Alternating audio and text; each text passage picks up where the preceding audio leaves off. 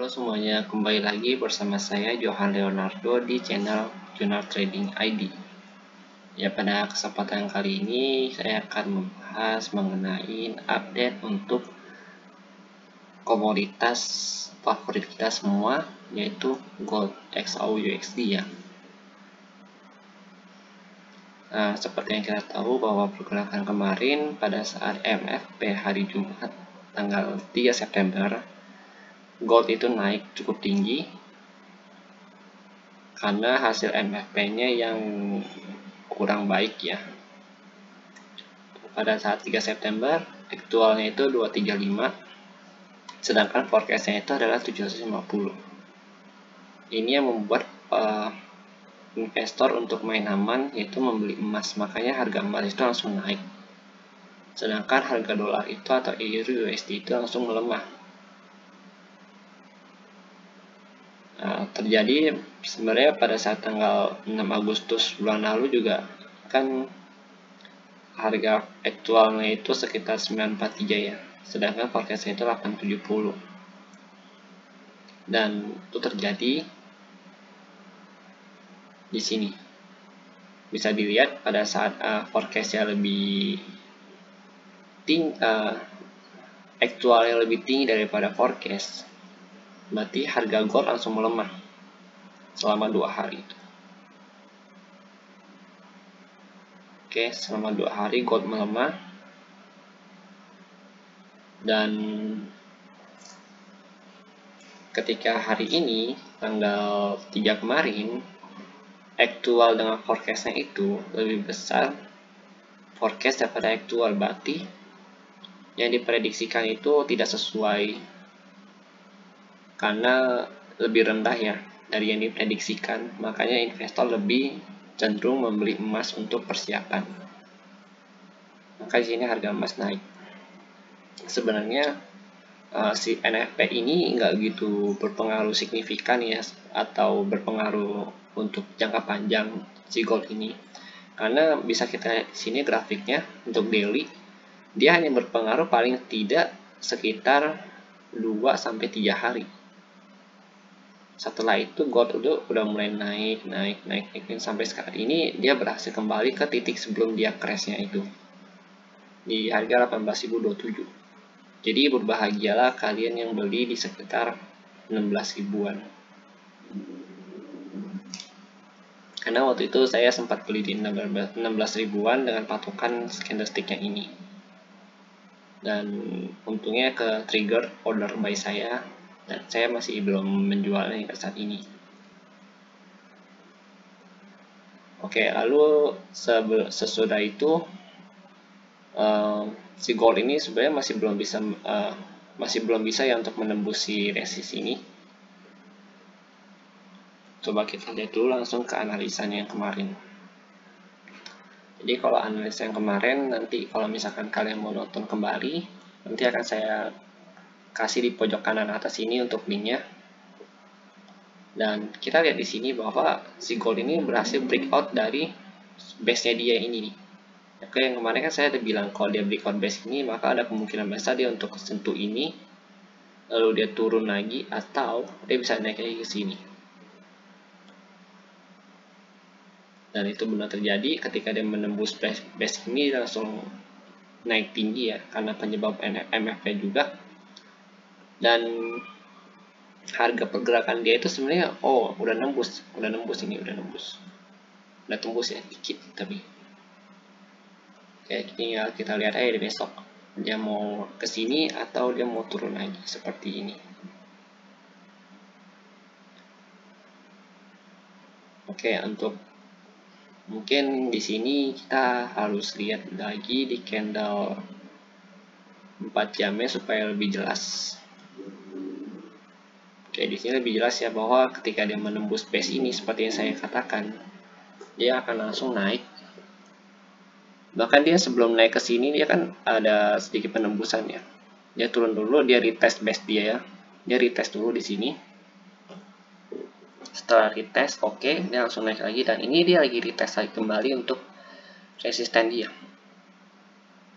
Dia berhasil retest kembali di resisten dia, dan kita lihat aja nanti untuk candle 4 jam berikutnya di hari Senin nanti, apakah dia akan naik atau turun dulu. Kalau dia melanjut naik, berarti ada kemungkinan besar dia ke sini ya. Kalau ini berarti kita pakainya ini.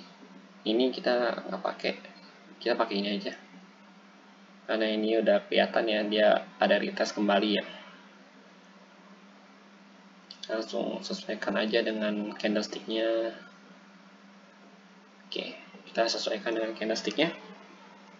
Bahwa di sini ada retest kembali, dan berarti skenario yang ini belum bisa dikatakan valid juga skenario yang ini ya, yang skenario 2. Karena untuk konfirmasi skenario 2 ini biasanya butuh candle satu lagi yang bullish hijau, dan biasa base drop base dengan catatan base drop base, yaitu ketika candle merah langsung dimakan kembali oleh candle bullish yang hijau.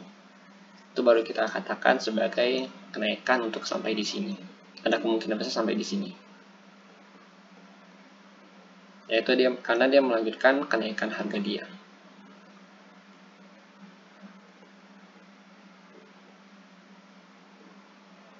Oke, untuk ini gold kita akan coba lihat lagi di candle 1 jam ya. Nah, benar sekali teman-teman, ternyata dia melakukan retest kembali ya pada saat dia udah naik sini, dan bertahan cukup baik di atas resist dia ini, karena ini merupakan resist kuat dia ya. Udah beberapa kali dia coba, tadi kita lihat di candle daily, beberapa kali dia coba tembus tapi nggak tembus, dan ini dia menembus kembali, dan artinya resist ini akan menjadi support kuat dia juga. Untuk buktinya bisa kita lihat di sini. Nah, dia udah sekitar berapa ya, 1, 2, 3, 4 minggu, atau bisa dikatakan 1 bulan untuk menembus resist ini, dan baru berhasil tertembus bulan ini pada bulan September ini, dan kemungkinan besar dia akan melanjutkan pergerakan dia ke sini. Oke, ini untuk jangka panjangnya. Lalu kita akan kembali lagi ke candle 1 jam yang ini. Bisa terlihat dia sebelum penembusan ini dia sideway cukup panjang. Sideway cukup panjang, dan boom, langsung dia meledak ke atas. Lalu seperti biasa untuk konfirmasi kita harus lihat di candle 3 jam kembali. 30 menit, sorry. Oke, di candle 30 menit candle cukup bagus, yaitu ada tekanan buy dari buyer, karena bisa dilihat candlesticknya mulai ke atas ya.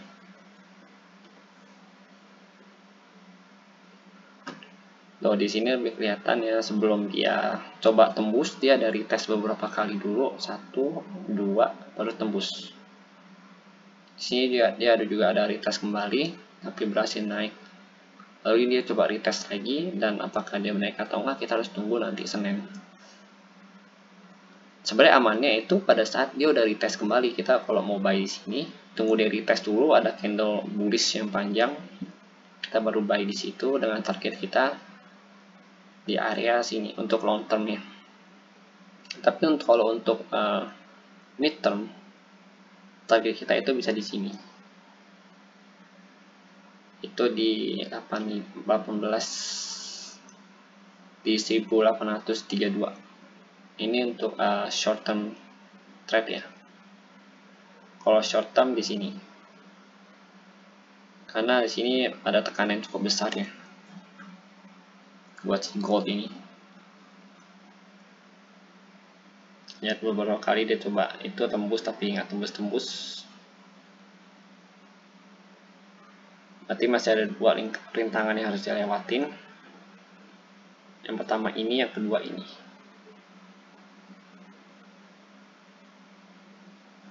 Jadi kalau di M30 itu lebih kelihatan ya dia tembusnya kemana.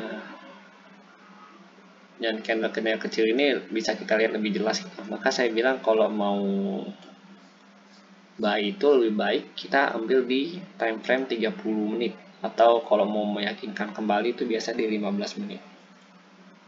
Tapi untuk gold ini 30 menit menurut saya udah cukup, karena saat ini si gold ini bisa kita lihat dia lagi di range sideway-nya dia. ya base yang belum bisa dia tembus.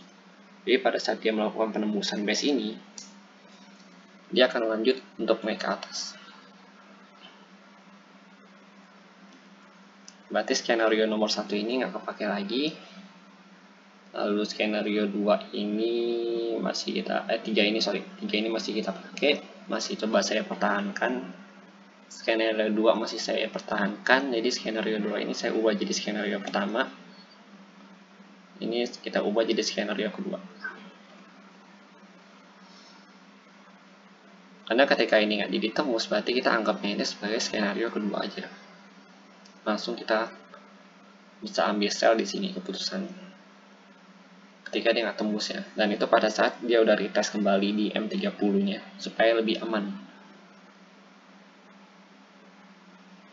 Karena dalam trading gold ini sebenarnya yang bikin hancur itu pada saat kita counter trend.